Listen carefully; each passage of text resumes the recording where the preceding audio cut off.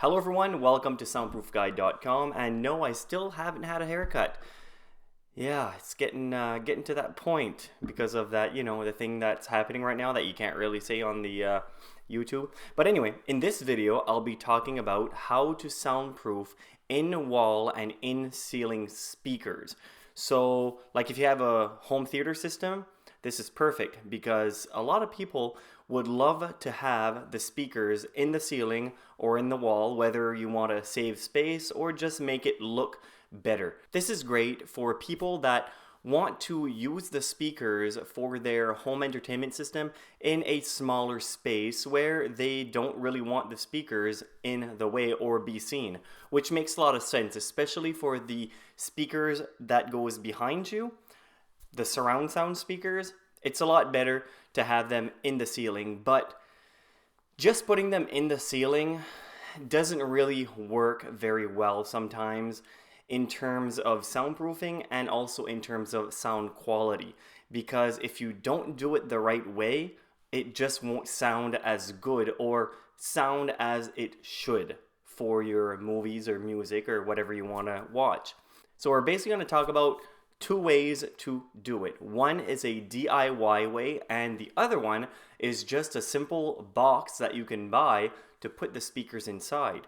So we'll also talk about that a little bit later in the video. So most of my videos recently, I don't have any background music. So if you think that that's better than the other videos with background music, I would really appreciate just your feedback in the comment section. How's about you put no for no background music and yes for background music? Simple. So anyway, let's get at her. So the biggest issues that some people have with these type of speakers where they're inside the wall or ceiling is that the sound will travel quite easily from one room to the other, from the basement to the upstairs or wherever. The reason why this happens is because there's absolutely people that just puts the speakers in the wall and don't really apply any soundproofing material in the process. So this is what we'll try to avoid in this video, because we really want to minimize the amount of noise that goes from your entertainment room or home theater to the other rooms and essentially bother everybody else in the house. So the best way to do it DIY is to build a backer box for your speakers. And I'll explain each step on how to do it correctly. It's really simple to do at home if you just buy a few 2x4s and a few soundproofing material, which I'll go into details. So the reason why you'd want to build this type of backer box is to contain the sound that the speakers project in the room that you're using the speakers, so you have minimal sound leaching out into the other rooms. So a backer box is only at the most going to be about 3 inches into the wall and about 5 inches into the ceiling. So the reason why you do it this way is for the box and the speaker to not go too close to the other room on the other side of the wall. So the first step is to measure the dimensions of the speaker. The box should be a very tight fit for the speaker itself to go inside. The second step, use a 2x4 wood to cut identical pieces to match up with the length and width of the speaker. This works particularly well for speakers going into the ceiling, but you'll need to split up the wood a bit for the walls so that there is enough space. Making the wood about a 2x3 is the best way to do that.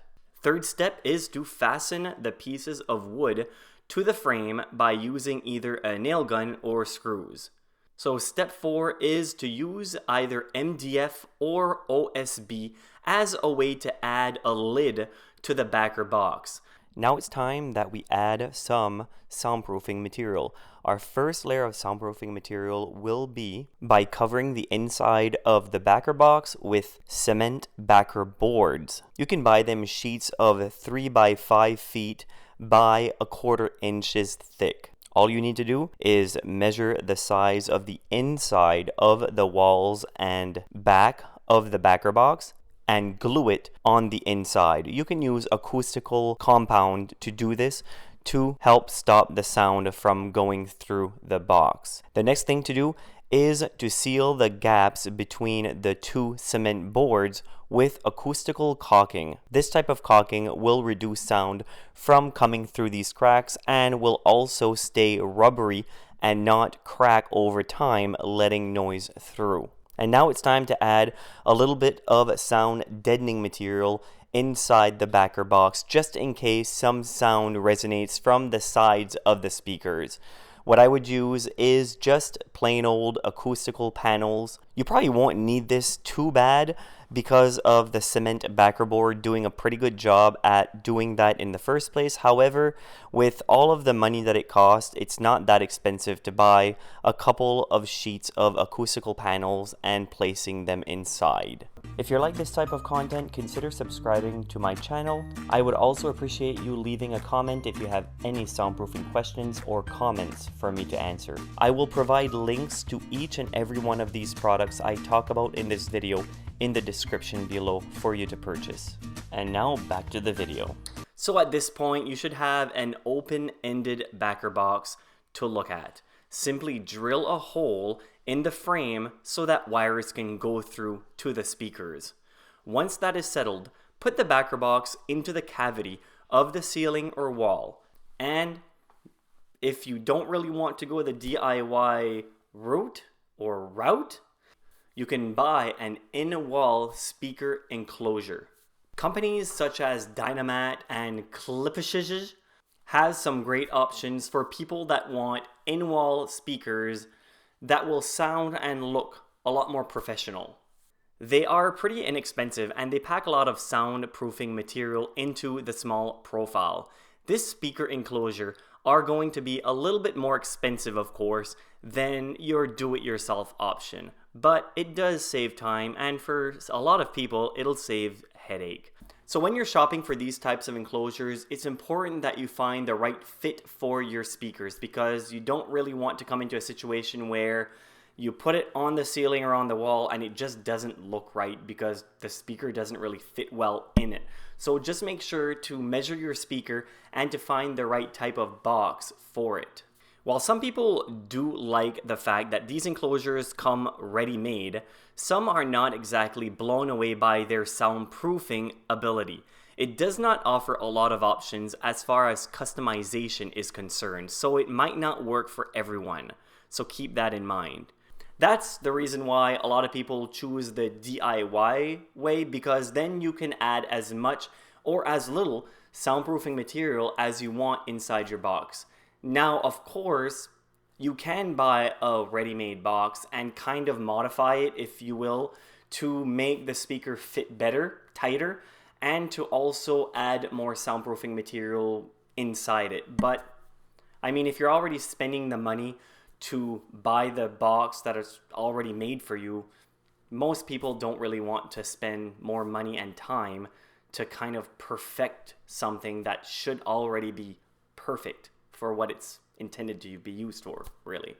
And of course, if you buy a full surround sound system from a company that does in-home installation, then most likely they have technicians there that can go to your house and install the speakers in the walls and ceilings for you, which would be perfect because they've done it before. They'll make it look very professional, and you can voice your concerns how much soundproofing material is in behind and around the speaker while they're installing it. So that's something that you can ask them and see how much it costs, because maybe having somebody come and install something like that might not cost as much as you think. So make sure to check that out. Feel free to take a look at many of our other YouTube videos and also some of our articles on our website, soundproofguide.com. Don't forget to click the like button if you enjoyed this video, and also consider subscribing to our channel if you like our content. Also, feel free to leave us a comment below if you have any soundproofing questions of your own.